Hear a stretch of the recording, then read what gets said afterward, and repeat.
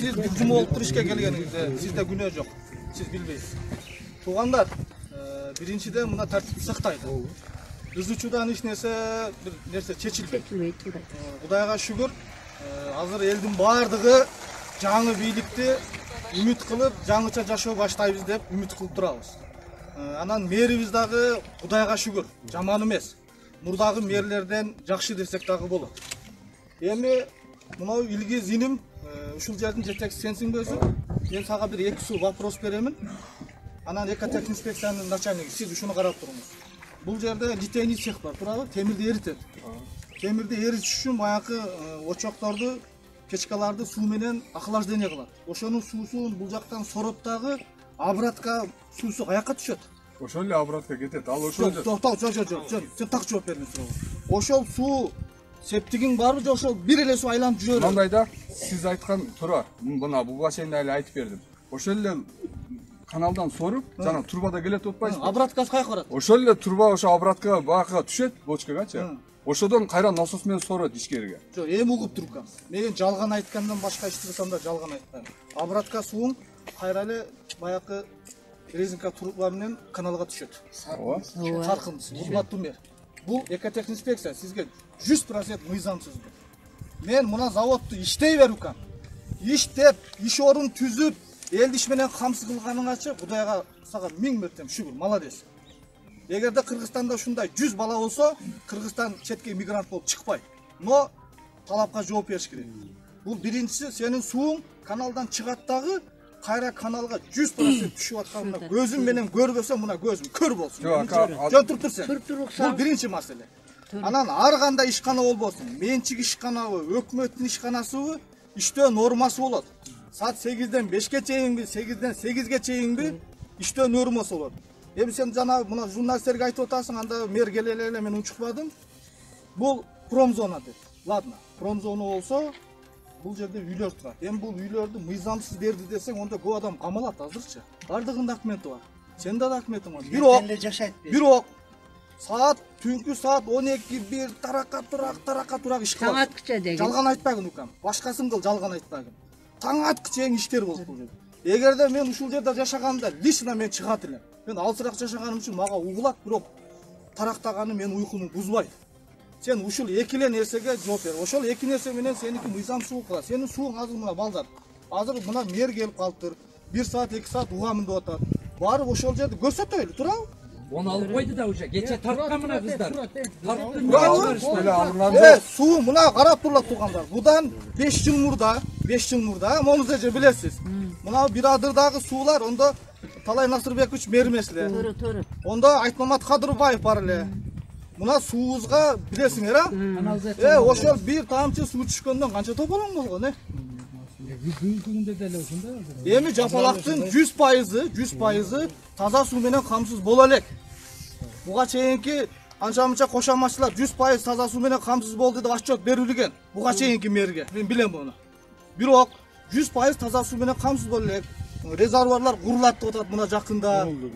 Мына Кудай буйруса 1-2 жылда камсыз болуп калат. Ошон үчүн биздин эл азыр мына ушу Акбура Араван каналынан ичкенге мажбур болуп атат.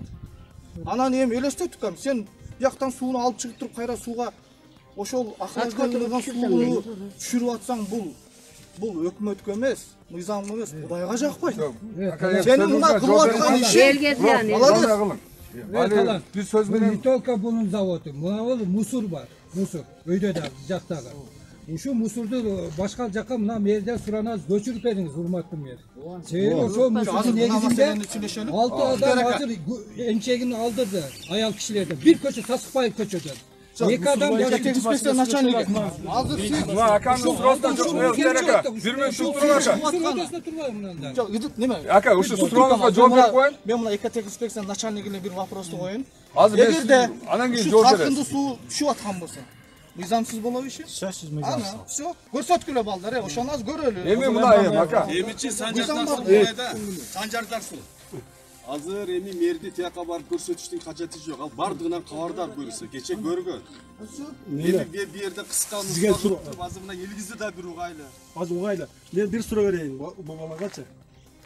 Неме заводдун кустарный, туурабы? Кустарный завод деп айтылат буну. Талапка жооп бербейт. Мындай заводдор бир эл жашаган жерден 20 километр алыста курулуш керек эле да. Будан 2 жыл мурун биз келгенбиз. Мына мен 56 жыл жашайм ушул жерде туулуп өскөнмүн да. 2 жыл мурун келгенбиз, экотек инспектор келген, бар жогун опечат эткен, жапкан. Анан бармак басылып көз кысты болуп, анда биз үнүбүз жетпейт эле. Эми элдин үнү жетип неме кылып атса, азыр мен соттошом же балаңда кылам баягы. Мен жаппайм, эмне кылып аласыңар дегенде, кайда элдин кечирим сураштын ордунда сен дагы мага окшогон адамсың. Тура менен кичи болсоңдар. А менин балдарым улана берсин, а сенин заводуң иштей берсин. Жалал Абадта курулуп иштеп атат го. Артем Новиков келип көрдү, бул жаңылыктарды көрөбүз. Бир жакшына иштеп атат. А ошондой завод куруп кой, же болбосо модернизация кыл, современный кыл. Ушунчалык акчаң болсо. Акчаң болсо элге күчүңдү чыгарбагын. Сен керек болсо модернизация кылып, заводуңду жакшына кылгын. Буну кустарный деп айтылат. Туурабы, урматтуу мэр? Бул жердеги айланадагы кирпичный заводдор дагы кустарный. Кытай неден өнүккөн? Ушу кустарный заводдордон өнүккөн. Ана биз кытайларга каршы эмеспиз, келип иштесин. Мына бул жерде мындай узурпация кылып атат да. Кытайларды кетирет деп атат, ана мынтип атат. Кытайларга эч ким тийген жери жок. Мен атым Райымбек, мен ушул жердин тургуну болом. 1 минутта сөзүңүз бөлүп. Биз үйүбүз жетпейт да, анан жеткен үчүн айтып атабыз. Мен угуп алып келдим да, бардыгы таза, акыйкат, адилеттүү болушубуз керек да. Мен бир сөз угуп калдым. Ушул жерде мына кечеки эме кылат. Чоңдор бүт дагы шаардык кеңештин депутаттары чоңдорго эми шаар башчысы катары мен да кирем да. Дойлап алышат эме деп. Мына Кудай турат асманда, пенделер силер турасыңар. Мен бир тиын ушу заводдун үстүнөн көк чай ичсем, мага Кудай бар. Түшүнүңөр да. Калгандар да ким алгандар болсо ошол жерде Кудайдын астында сүйлөшсүн. Жок, ошону мен айтып коеюн. Кече ошо киши эгер депутаттар деди, менен мэр алып атат деген жок, бирок чоңдор деген арасында мен дагы бармын да. Көк чайын ичелекмин ушу завод боюнча. Ачык айтайын балдар. Макулбу, мындай недоразумение болбосун. Бул баланы шаардык кеңештин депутаты катары мен тааныйм.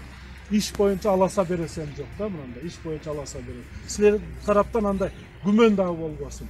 Мына мен ачык айкын шаар башчысы катары атайын тиешелүү органдардын бардыгын алып келдим. Сиз эң туура айтып атасыз. Өнүккөн мамлекеттерде шаардын ортосунда заводдор бар. Туурабы? Мына Кытайга барып атам, Швейцарияга барып келдим. Мен ушу как раз мына мусорный заводдор боюнча, техника алуу боюнча ошол жактын өнүккөн мамлекеттерди көрөйүн деп. Так мусорду кайра иштетүүчү заводдор шаардын ортосунда. Үнү деле жок, шамал деле баягында чаң деле чыкпайт, жыт деле чыкпайт да. Бардыгы мындай жөнөкөй эле бир магазинге окшоп турат да. Эми келечекте биз дагы ошого окшоп кетербиз деген ойдобуз да. Анан эми азыр мына мамлекет органдар бардыгы турат. Мен бул тарап болуп, жанагы тарапта эле. Силер айтканды бардыгы мен жеке шаар башчысы катары көзүмө алам. Көзөмөлгө алам. Азыр барып мен көрсөтпөй эле коелу деп атпайсыздар. Мен атай көргөн экенмин дагы дейсиң. Макулбу? Көрөйүн, миң уккандан бир көрүп туруп, азыр мына тиешелүү органдар менен комиссия түзүп карап, анан менде бир эме бар эми. Азыр 1 минут турсаңар эми. Илгиз мырза, мындай эми бир жакка чыгып алгыча мен сураныч пока убактылуу токтотуп тургула. Отургу фильтриңерди койгула.